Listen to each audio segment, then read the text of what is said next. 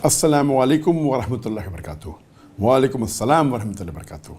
This is MM Tamim. I'm from Bangladesh. How can we increase our memory power and work so fast? How can we memorize so fast and remember it for long? Is there any secret? Please pray for me to Allah that He gives more patience and increase my power. May Allah subhanahu wa ta'ala give you more sabr and increase the power, increase the memory. Now coming to your question, that how can we increase our memory power? How can you memorize so fast? And how do you memorize for so long? Normally, there are various techniques that you find in courses for memory. And if you Google, and there are many courses of how you can increase the memory, there are courses like mapping and different techniques of memory. But I personally feel that the best way to memorize is the help of Allah subhanahu wa ta'ala. And there are 3 points which I always mention in my Dawah training program or for success in any matters. Number 1 is the help of Allah. Allah says in Surah Imran chapter 3 verse number 160, if Allah helps you, then none can overcome you. If Allah forsakes you, who is there then who can help you? So let the believers put their trust in Allah subhanahu wa ta'ala. So number 1, help of Allah. Trust in Allah, believe in Him, have faith in Him. His help is number 1 for your success. Without His help, you cannot get success. You may get temporary success, but not ultimate success in this world and the Akhirah. Number 2, Allah says in the Quran, in Surah Ankabut, chapter number 29, verse number 69, that if you strive in His path, Allah will open up His pathways for you. So if you strive and if you struggle, if you do jihad in the way of Allah subhanahu wa ta'ala, Allah will open your pathways. So number 2 is after having faith in Allah, you should strive and struggle. You should do hard work. And number 3 is Allah says in Surah Nahl, chapter 16, verse 43. And Surah Anbiya, chapter number 21, verse number 7. Fas'alu ahli zikri in kuntum la ta'lamun. If you don't know, ask the person who's knowledgeable. The last is the technique. So number 1 for memory of any success is ask for Allah's help. See that your niyyah is very pure. See that you're doing it for sake of Allah and only to gain the pleasure of Allah. Number 2, strive and struggle. And number 3 is the technique. As far as the memory is concerned, there are different types of memory. There is something like a temporary memory, something like an immediate memory, and something which is memory of the past, something which is a permanent memory. So normally when you memorize, whether you're memorizing the Quran or whether you're memorizing a lecture or whether you're memorizing any matter, hard work is important. And depending upon Allah's help, some people may read it once. They may have a photogenic memory and it goes in their memory for long. You know, for example, Imam Bukhari, mashallah, Allah had given him a photogenic memory. His memory was phenomenal. He didn't have to work hard like us. That was Allah's help. So if you have that level of help of Allah, then that is ultimate. But naturally the iman was high and the help of Allah also was high. But generally everyone should seek Allah's help, number 1. Number 2, strive and struggle. So what you have to do when you memorize, of course, you have to repeat that multiple times. And once you repeat it few times, 5 times, 6 times, whether it be 1 sentence, 2 sentences or 3 sentences, whether it be few of the Quran or maybe 1 verse, if you keep on repeating, it goes into your memory, but it goes into your temporary memory. So for it to be for a longer time, what you have to do, once you repeat it a few times, now again repeat it after maybe half an hour, then repeat it again after 2 hours, then again after 5 hours.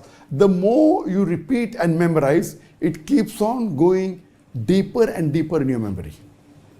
So if you're preparing for a lecture tomorrow, maybe you memorize it, then again repeat it after half an hour, then repeat that thing after 2 hours, after 5 hours. You repeat it few times and then maybe you're able to give the lecture.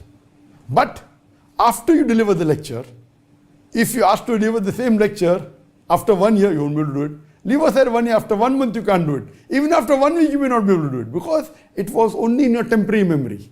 So what you have to do, after you have delivered the lecture, you have to keep on repeating it. Or if you are giving a lecture again after a month, again you memorize it. So if you want it to be part of your permanent memory, then you have to do muraja, you have to do revision. And that's what is done by the people who hafiz al-Quran. If you memorize the Quran, if you memorize the full Quran, you're called hafiz al-Quran. That means you memorize the full Quran by heart. But if you really analyze most of the huffaz that are there in the world, there are millions of huffaz, but all of them cannot repeat the Quran in one go. Or they may memorize the Quran, they memorize a few verses, then maybe a few surah, then maybe a juz, maybe two juz. While they keep on memorizing the full Quran, 30 juz, then they may forget the first juz or the second juz or third juz, unless they do muraja. So the different techniques of memorizing, if you keep on memorizing, going ahead, and don't revise your past memory, you will forget it. So what they do, when you memorize a few pages, when you keep on going ahead, you even keep on revising what you had memorized yesterday, or what you memorized a week back, or what you memorized a month back. Of course, the more you keep on memorizing, if the volume keeps on increasing, the juz you memorize keep on increasing. To memorize everything is difficult. So then you have to divide yourself in memorizing new verses of the Quran as well as in doing revision. A time will come that the time for revision is more than the time you are required to memorize the new verses. So if you do a proper system, and once you finish the Quran, normally when a human being completes memorizing the Quran, he cannot repeat the Quran from first page to the last page. No, that's a misconception. Of course, he has to do muraja. So if he spends time maybe 2 years in memorizing the Quran, some people take 3 years, some people finish in 1 year. The faster you memorize, the faster you forget. There are courses where we are in a school, we will memorize the Quran in 2 months. It's possible. But if you finish in 2 months and you stop, after 1 month you cannot repeat the Quran.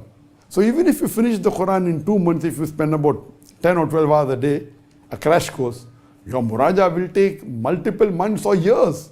So it's the same thing. You memorize in 2 months and you do revision for few years, or you memorize in few years and take additional few years for revision. So the main secret of memory is that you keep on repeating till the time it goes in your permanent memory. Now, most of the Muslims, majority, they know Surah Fatiha, because Surah Fatiha has become a part of their memory. Because Muslims are supposed to pray 5 times a day.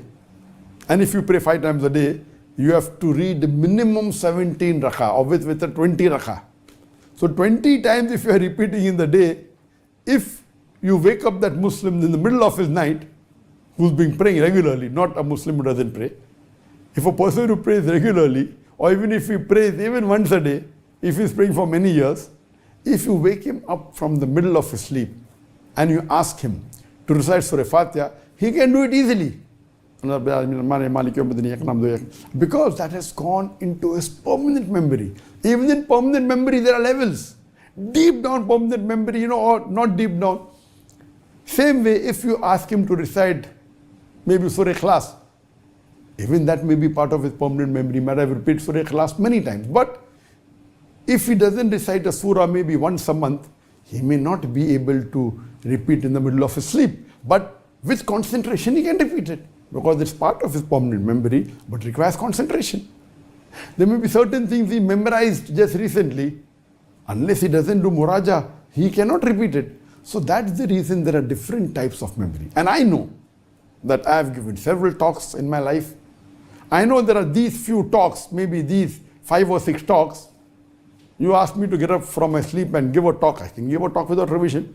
Even if there are 50 verses of the Quran, 100 verses of the Quran, because those talks are part of my permanent memory deep down. There are other talks I may have to revise maybe for 15 minutes. Some talks I may have to revise for 1 hour, some maybe 2 hours. Those talks which I give rarely, I may have to revise for 3 hours or 4 hours.